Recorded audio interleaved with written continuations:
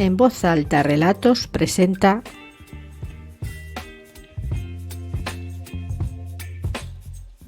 Problema en Pollensa, de Agatha Christie.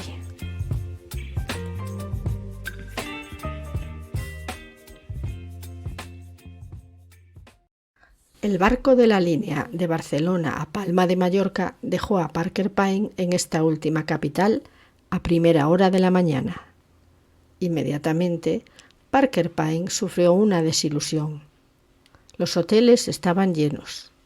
Lo único que pudieron ofrecerle fue un cuchitril sin ventilación y con vistas a un patio interior en un hotel del centro de la ciudad. Y el señor Parker Pine no estaba dispuesto a conformarse con eso. El dueño del hotel se mostró indiferente ante su desilusión.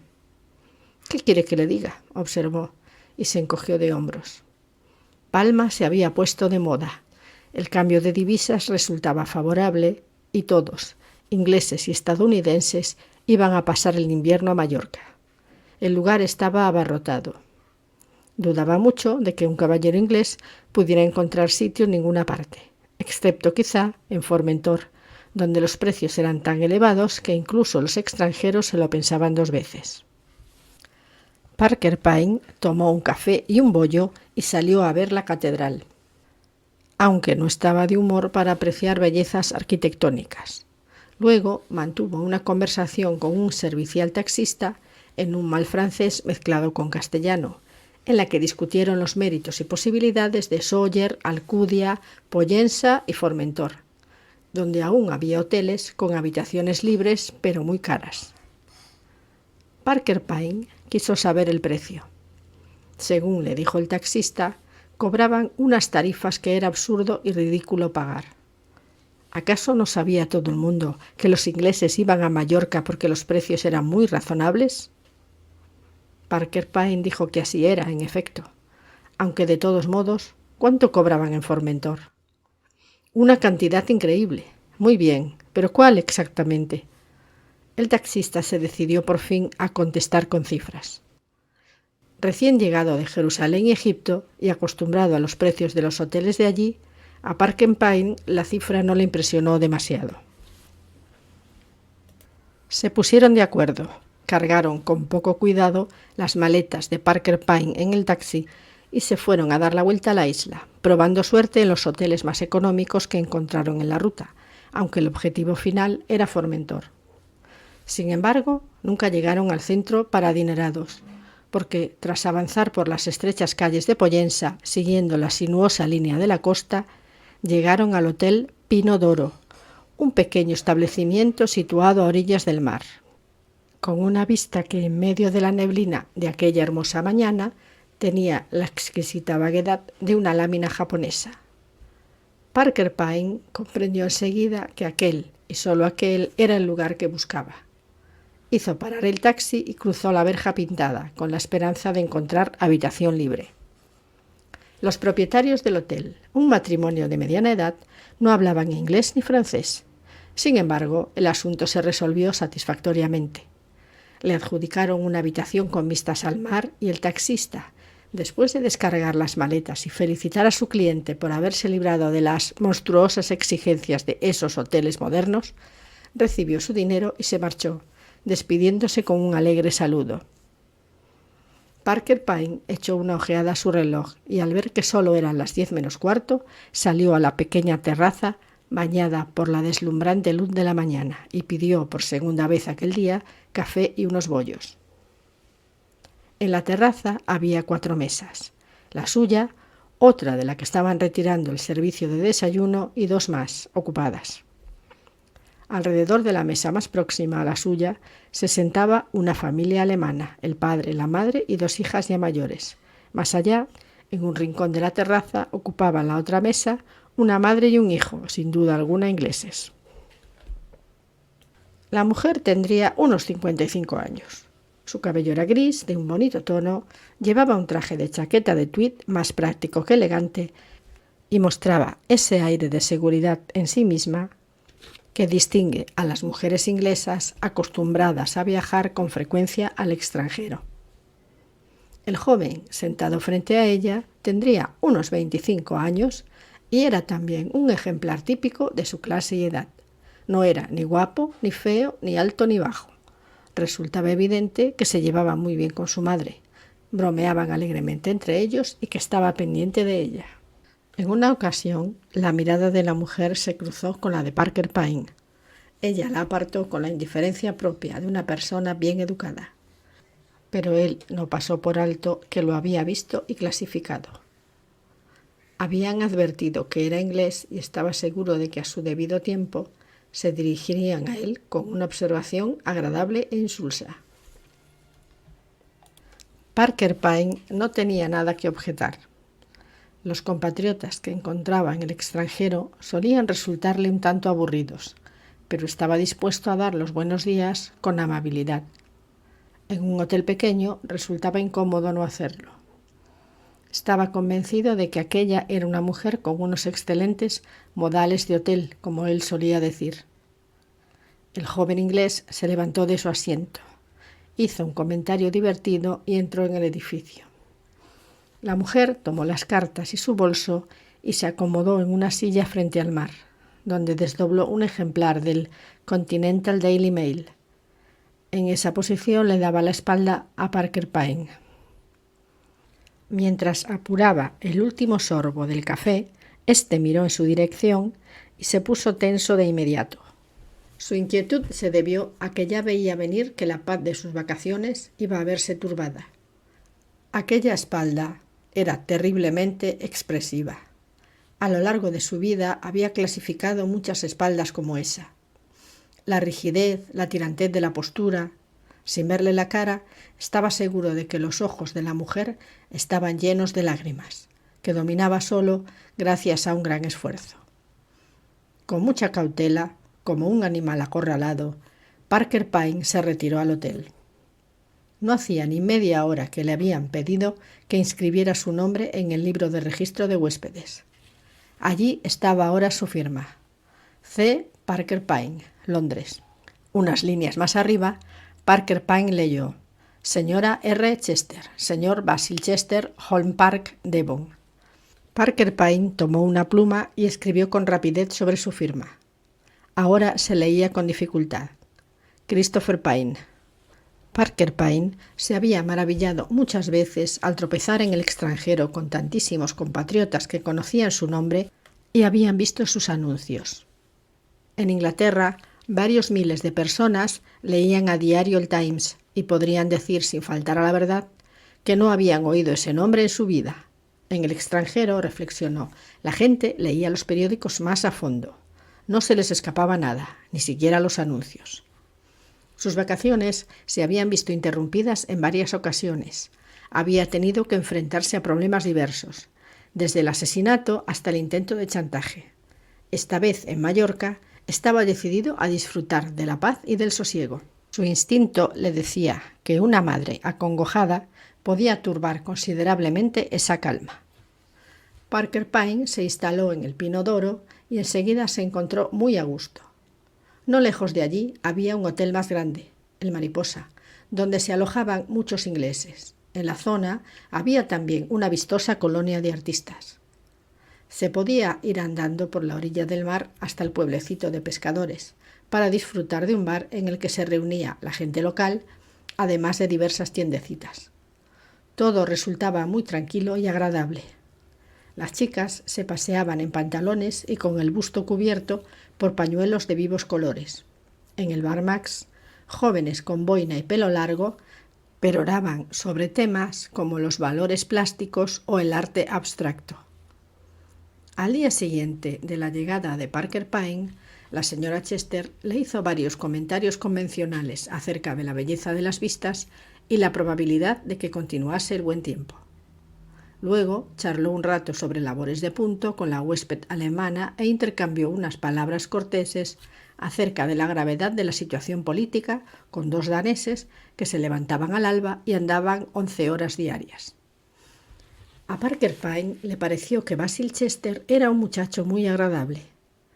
Llamaba señor a Parker Pine y escuchaba educadamente todo lo que éste decía. En varias ocasiones, los tres ingleses tomaron el café juntos después de cenar. A partir del tercer día, Basil acostumbró a marcharse al cabo de unos 10 minutos y a dejar a Parker Pyne a solas con la señora Chester.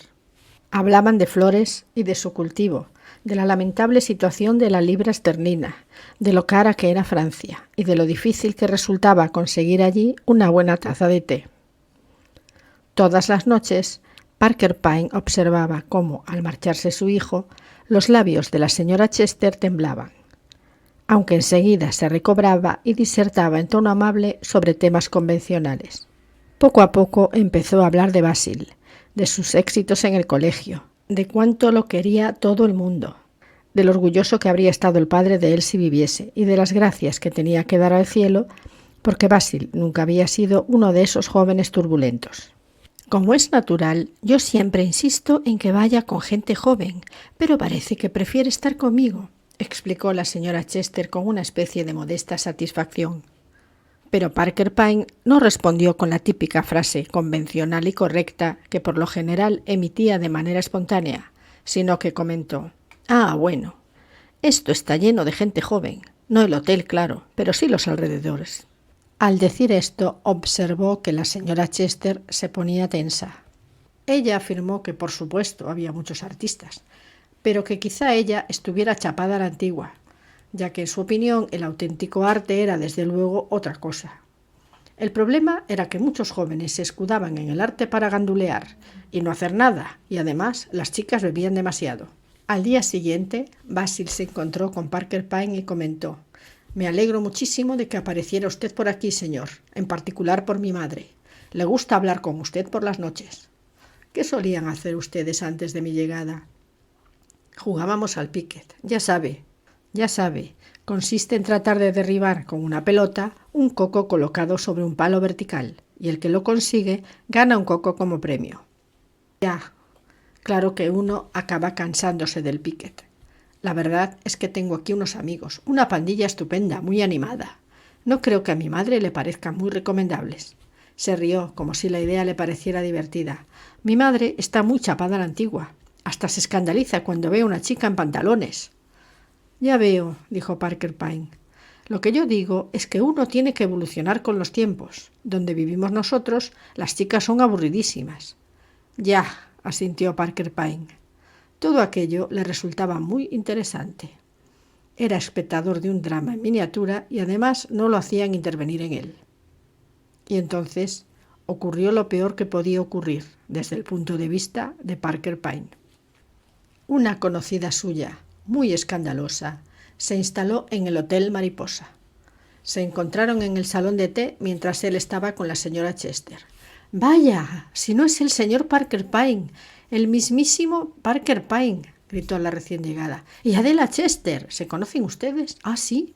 ¿Se alojan en el mismo hotel?» «Adela, este hombre es único, un auténtico mago, la maravilla de este siglo. Resuelve todos los problemas en 5 minutos. ¿No lo sabías? Tienes que haber oído hablar de él. ¿No has leído los anuncios? ¿Tiene usted un problema? Consulte al señor Parker Pyne. Para él no hay nada imposible. Maridos y mujeres que se tiran de los pelos y que él consigue que se reconcilien. Y si has perdido el interés por la vida, te proporcionará las aventuras más emocionantes. Sí, como te lo digo, es un mago». Continuó durante un buen rato, interrumpida de vez en cuando por las modestas protestas de Parker Pyne. A este no acabó de gustarle la mirada que le dirigió la señora Chester, y aún le gustó menos verla regresar por la playa confabulada con aquella mujer que alababa sus glorias. El momento álgido llegó antes de lo que esperaba. Aquella noche, después de tomar café, la señora Chester dijo de pronto: «¿Quiere venir al saloncito, señor Pyne? Me gustaría hablar con usted de un asunto». A Parker Pyne no le quedó más remedio que inclinarse y obedecer. La capacidad de autodominio de la señora Chester se había ido debilitando mientras andaba, y al cerrar la puerta del saloncito se desplomó y se deshizo en lágrimas. «Se trata de mi hijo, señor Parker Pyne. Tiene usted que salvarlo, tenemos que salvarlo. Este asunto me está destrozando». «Mi querida señora, como un mero desconocido yo...» «Nina Wycherley dice que usted puede solucionar cualquier cosa. Según ella, debo depositar en usted toda mi confianza, contárselo todo, y dice que usted lo arreglará. Parker maldijo para sus adentros a la entrometida señora Wycherley. Bueno, vamos a discutir el caso a fondo, accedió resignado. Hay una chica, supongo. ¿Le ha hablado usted de ella? Solo de manera indirecta. La señora Chester dejó escapar un torrente de palabras. La chica era horrible, bebía, soltaba tacos, no sabía vestir. Su hermana vivía por allí cerca y estaba casada con un artista, un holandés. Todos eran unos perfectos indeseables. Muchos vivían juntos sin estar casados. Basil había cambiado completamente. Siempre había sido muy tranquilo y se había interesado por las cosas serias. Incluso había pensado en dedicarse a la arqueología. Bueno, dijo Parker Pyne, la naturaleza tiene que resarcirse. ¿Qué quiere usted decir? No es saludable para un muchacho interesarse por las cosas formales. Lo lógico es hacer el tonto con una chica detrás de otra. Por favor, hable usted en serio, señor Pyne. Estoy hablando totalmente en serio. ¿No será esa señorita, por casualidad, la que tomó el té ayer con ustedes? Se había fijado en ella, pantalones de franela gris, un pañuelo escarlata atado de cualquier manera alrededor del busto, la boca muy pintada, y en el hecho de que había pedido un cóctel en lugar de un té. La vio usted horrible. No es de la clase de chicas que le gustan a Basil.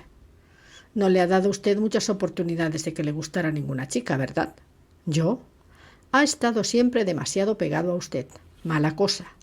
Sin embargo, lo superará si usted no precipita las cosas. Creo que no lo ha entendido.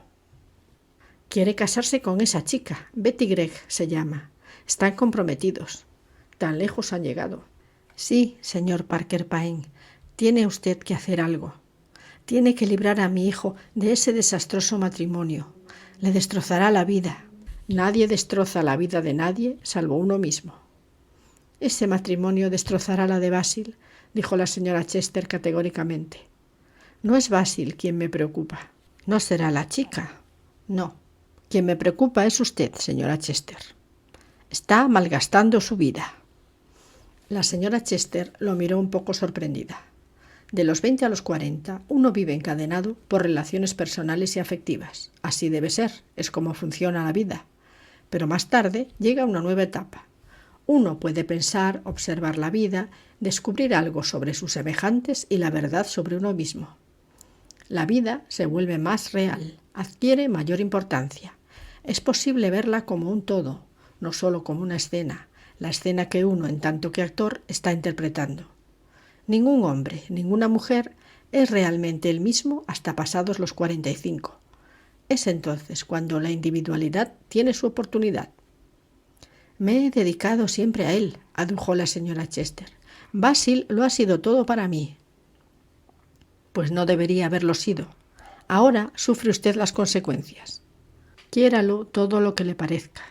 Pero no olvide que es usted Adela Chester, una persona en sí misma, no únicamente la madre de Basil. Para mí sería horrible ver a mi hijo con la vida destrozada, insistió la madre de Basil. Parker Pyne contempló los delicados rasgos de su cara, la boca anhelante. Era una mujer encantadora. No quería verla sufrir. Veré lo que puedo hacer, dijo. Encontró a Basil Chester con muchas ganas de hablar, ansioso por compartir su punto de vista respecto a aquel asunto. Esto es un infierno. Mi madre es imposible. Está llena de prejuicios y tiene una mente muy cerrada. Si no estuviera tan obcecada, se daría cuenta de lo que vale Betty. ¿Y Betty? Basil lanzó un suspiro. Betty es de lo más difícil. Si transigiera un poco, quiero decir, si algún día no se pintara tanto, todo sería distinto. Parece como si quisiera hacer todo lo posible por resultar moderna cuando mi madre está delante. Parker Pyne sonrió. Betty y mi madre son las dos personas que más quiero en el mundo. Creí que las dos se llevarían bien, que serían uña y carne. Tiene usted mucho que aprender, joven, dijo Parker Pyne. Me gustaría que viniese usted conmigo a ver a Betty y hablara con ella de todo esto. Parker Pyne aceptó encantado la invitación. Betty y su hermana y su cuñado vivían en una casa destartalada, un poco alejada del mar. Su vida era de una sencillez reconfortante. Los muebles consistían en 3 sillas, una mesa y las camas. Había un aparador en la pared con los platos y las tazas indispensables. Hans era un joven apasionado, de cabello rubio revuelto y de punta. Hablaba inglés con un acento muy curioso, a una velocidad increíble, y se paseaba de un lado a otro de la habitación. Stella, su mujer, era rubia y bajita. Betty Gregg era pelirroja, con pecas y mirada traviesa.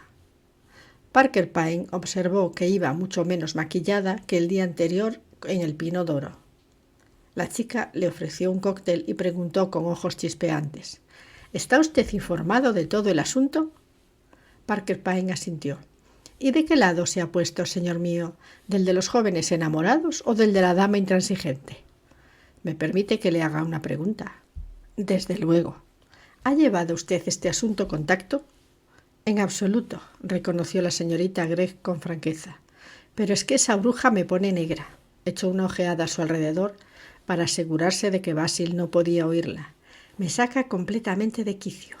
Ha tenido a Basil pegado a sus faldas durante todos estos años, y eso hace que un hombre parezca tonto. Y en realidad Basil no lo es. Pero ella es tan sumamente correcta. Eso no es malo. Lo que pasa es que en la actualidad resulta anticuado. Betty Gregg le guiñó un ojo.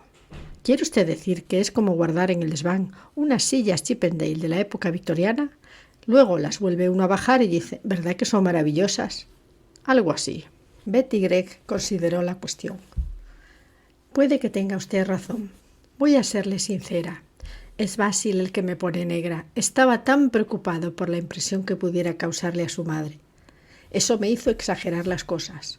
Ahora incluso creo que sería capaz de dejarme si su madre se lo propusiera en serio. Quizá, cominó Parker Pyne, si ella enfocase bien el asunto.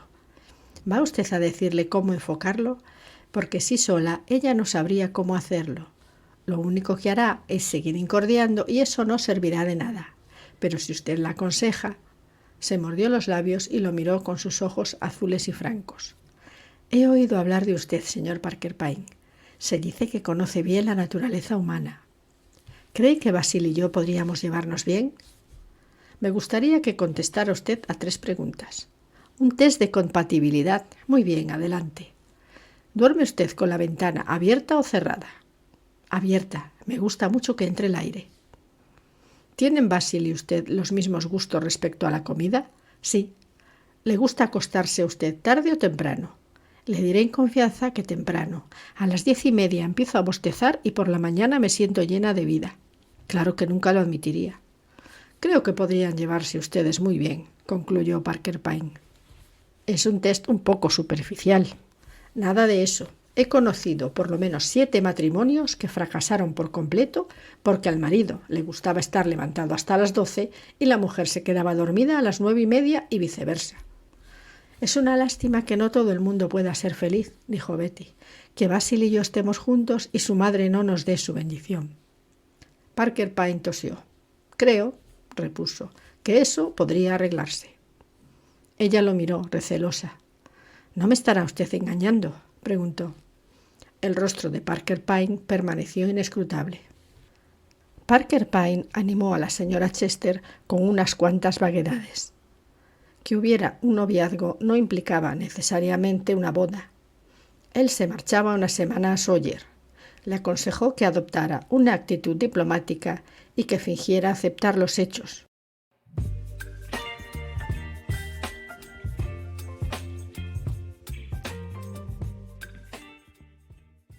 En Sawyer, Parker Pyne pasó una semana muy agradable. A su regreso, se encontró con que había ocurrido algo completamente inesperado. Al entrar en el Pino Doro, lo primero que vio fue a la señora Chester y a Betty Gregg tomando el té juntas. Basil no estaba. La señora Chester tenía un aspecto demacrado y Betty no lucía mucho mejor que ella. Apenas iba maquillada y daba la impresión de haber llorado.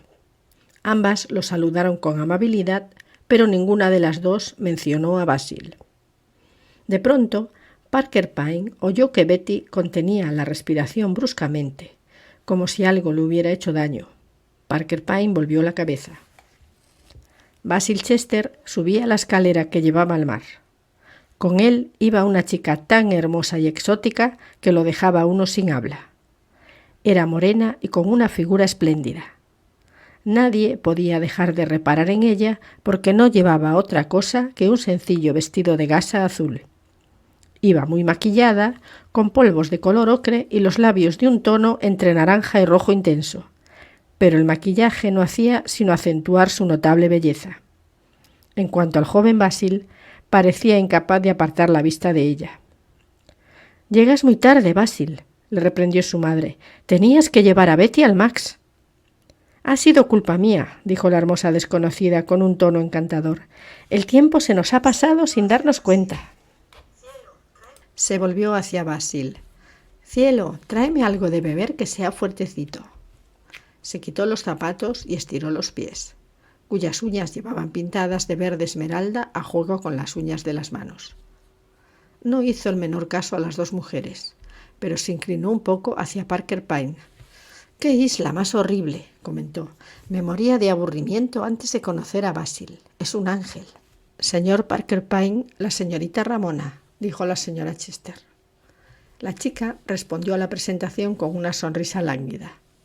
«Creo que no tardaré en llamarle Parker», murmuró. «Yo me llamo Dolores, Dolores Ramona». Basil volvió con las bebidas. Dolores repartió su conversación, las pocas palabras que decía, pues casi toda su comunicación se reducía a miradas, entre Basil y Parker Pine. A las dos mujeres no les hizo el menor caso. Betty trató de intervenir en la conversación una o dos veces, pero la otra muchacha se limitó a mirarla y a bostezar. De pronto, Dolores se levantó. «Creo que me voy. Estoy en el otro hotel. ¿Alguien me acompaña?»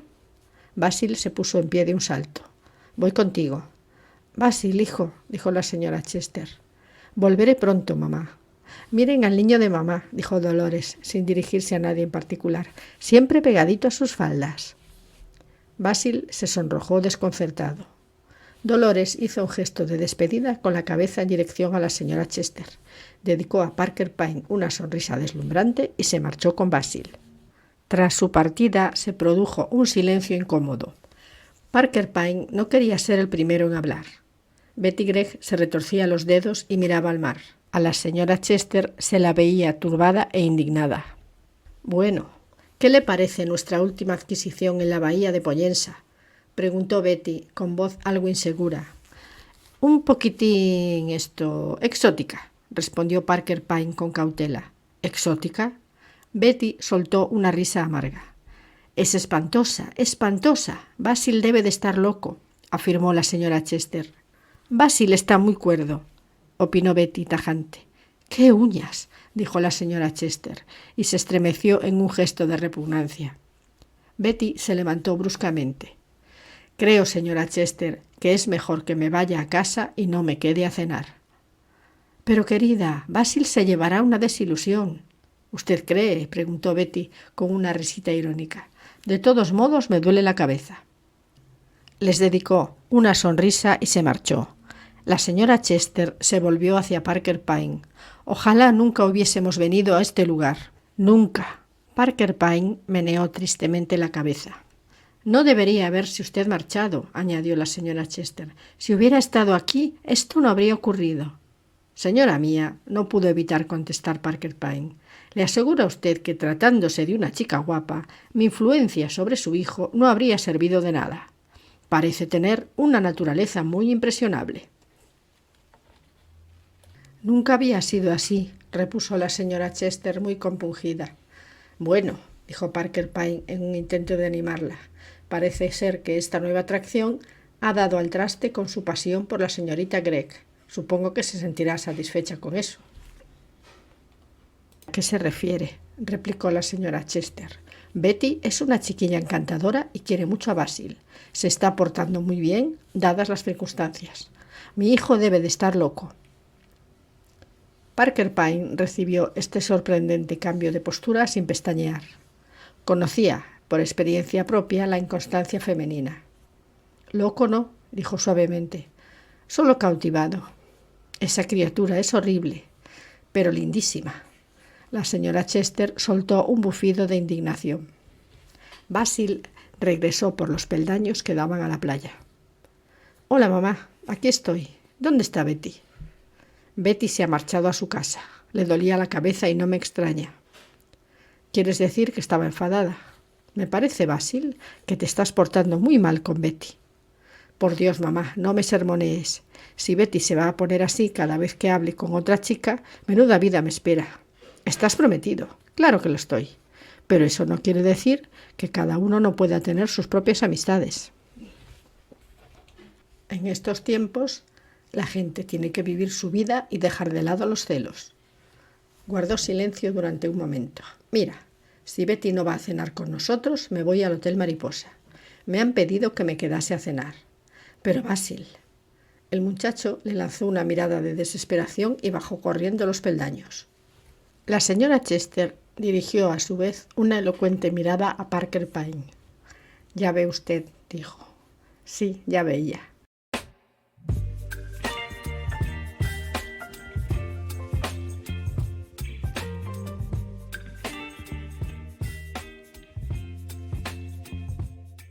La crisis sobrevino 2 días después. Betty y Basil habían planeado dar un largo paseo y llevarse la merienda.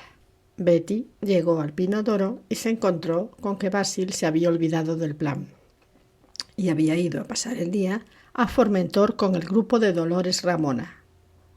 Como única reacción, Betty se limitó a apretar los labios. Sin embargo, poco después se levantó y se quedó de pie frente a la señora Chester. Estaban las dos solas en la terraza. «Muy bien», dijo, «no importa. No obstante, creo que lo mejor es que demos el asunto por zanjado». Se sacó del dedo el anillo que Basil le había regalado a la espera de comprar el verdadero anillo de compromiso. «¿Quiere usted devolverle esto, señora Chester? Y dígale que no pasa nada, que no se preocupe». «Betty, querida, por favor, él te quiere, de verdad». «Eso parecía», dijo la chica con una risita amarga. Yo tengo mi orgullo. Dígale que no se preocupe y que le deseo suerte». Cuando Basil regresó al atardecer, le esperaba una bronca. Se sonrojó un poco al ver el anillo. «¿Así que es eso lo que piensa? Bueno, puede que sea lo mejor».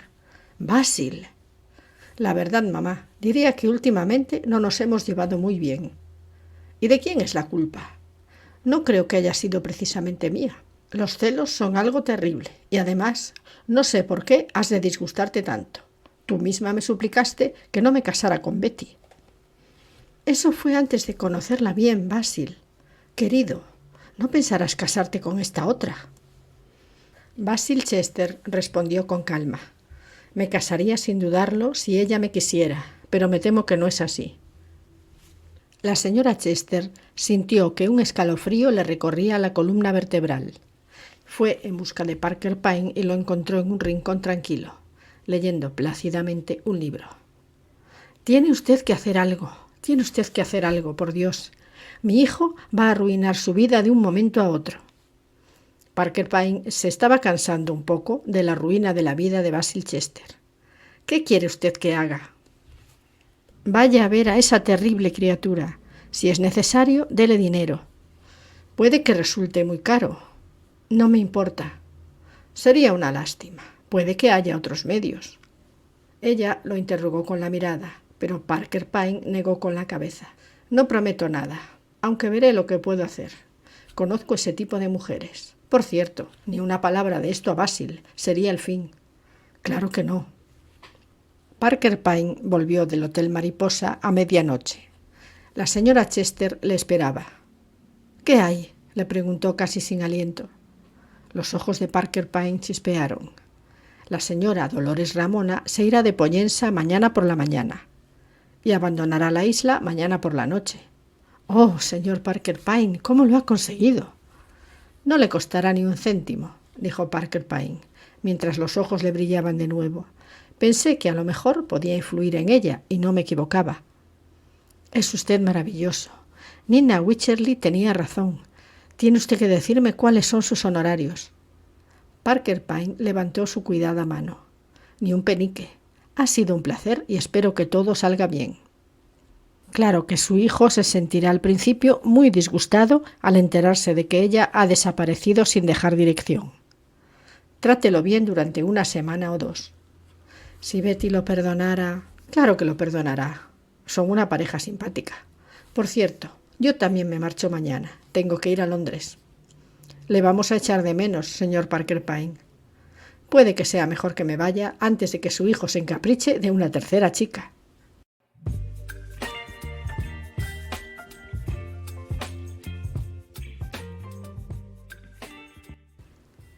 Parker Pyne se inclinó sobre la borda del barco y miró las luces de Palma. A su lado estaba Dolores Ramona. «Buen trabajo, Madeleine», dijo él complacido. «Me alegro de haberle mandado el telegrama pidiendo que viniera. Es extraño, siendo usted una chica tan casera y tranquila». Madeleine de Sara, alias Dolores Ramona, alias Maggie Sayers, contestó con seriedad. «Me alegro que esté contento, señor Parker. A mí me ha servido para romper la monotonía de una manera muy agradable. Bueno, voy abajo a acostarme antes de que salga el barco. Soy muy mala marinera». Al cabo de unos minutos, una mano se posó en el hombro de Parker Pyne. Al volverse, se encontró de cara con el joven Basil Chester. «He querido venir a despedirme, señor Parker Pyne, y a transmitirle el afecto de Betty y a darle las gracias en su nombre y en el mío propio. Su estratagema ha sido brillante. Ahora Betty y mamá son uña y carne. Ha sido una pena tener que engañar a la pobrecita, pero es que se estaba poniendo muy difícil. Bueno, ahora todo va bien. Solo debo estar pendiente de seguir de mal humor unos días. Betty y yo nunca podremos agradecérselo lo bastante». «Les deseo que sean muy felices», dijo Parker Pyne. «Gracias». Se produjo un silencio. Luego Basil preguntó con indiferencia un tanto exagerada: «¿Está la señorita de Sara por aquí? Me gustaría darle las gracias a ella también». Parker Pyne le dirigió una mirada penetrante. «Lo siento», contestó. «La señorita de Sara se ha ido a dormir. Bueno, mala suerte. Puede que algún día la vea en Londres. A decir verdad, en cuanto lleguemos se marchará a Estados Unidos a realizar un trabajo para mí». «Ah», exclamó Basil con voz inexpresiva. «Bueno, pues me voy». Parker Pyne sonrió. De camino hacia su camarote, dio unos golpecitos en la puerta del de Madeleine. «¿Cómo se encuentra, querida? ¿Bien? Ha estado aquí nuestro joven amigo. Padece el acostumbrado síndrome leve de Madeleinitis. Se le pasará en un par de días. Pero, querida, es usted perturbadora».